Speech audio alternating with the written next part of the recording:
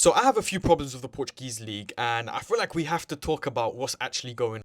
So for the people who actually don't know, I am Portuguese, and I watch the Portuguese league every single day. I'm a Porto fan, and even outside of Porto, I watch the Portuguese league regularly. I love it, and I feel like it has potential to become an incredible league.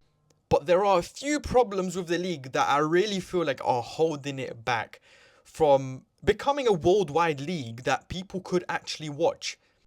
Now, the first problem I've actually encountered is this. The Portuguese League actual official Instagram page are starting to post in English. Okay? Like, as you see in this post. And as you see on this post. Now, again, this is their official Instagram page. And the problem is that if you go into the comments section, you see a lot of fans complaining about the fact that the posts are in English and, this is a Portuguese league, people speak Portuguese. And I have a big problem with this because, firstly, they're just putting the big caption in English. The actual writing is in Portuguese at the bottom. But the thing is, we will never reach a global standard if we do not reach a wider audience. And I'm having problems understanding why people do not see this.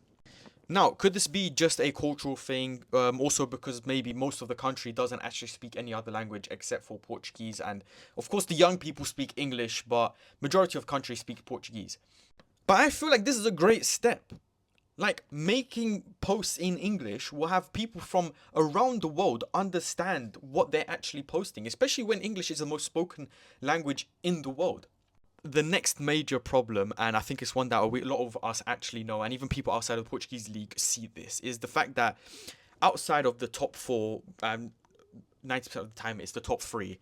But, Braga's starting to creep up now. Outside of the top four, nothing actually happens in the Portuguese league. We have some rivalries that people in Portugal love to watch, but outside of a game between Porto and Benfica, which is, the Clásico, the biggest game in Portugal, or Benfica Sporting, Lisbon derby, outside of that, people don't actually watch the Portuguese league. All right. And that's just how it is realistically. And that's a big, big issue because no one's going to watch any other game except for these.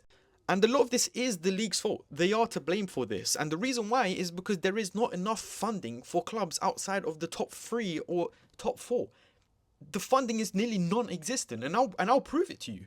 This is the stadium of the team that currently sits 5th in the Portuguese league. Yes, 5th. If you go to the Bundesliga 2 and you look at the team that sits 5th, they have an incredible stadium.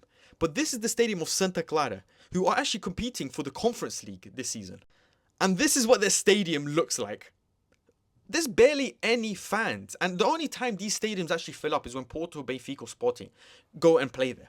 And this isn't the case just for Santa Clara. This is the case for every single club outside of Porto, Sporting, Benfica, Braga, Guimarães, Boa Vista, and I'm probably missing another one. But, those 5 teams I just named are probably the biggest clubs in the first league right now. But outside of those clubs, every stadium looks like this. And to be honest, it's kind of embarrassing. We have situations like this going on. Like, yes, okay, this wasn't the Portuguese league, but regardless, this was in Portugal, and it's still kind of embarrassing, where they're using milk. Yes, a carton of milk to paint the lines. Like, what is actually happening? There is no funding at all for the majority of the Portuguese clubs, for the second league, for the third league. There is no funding to the point where we're using milk cartons to paint the grass.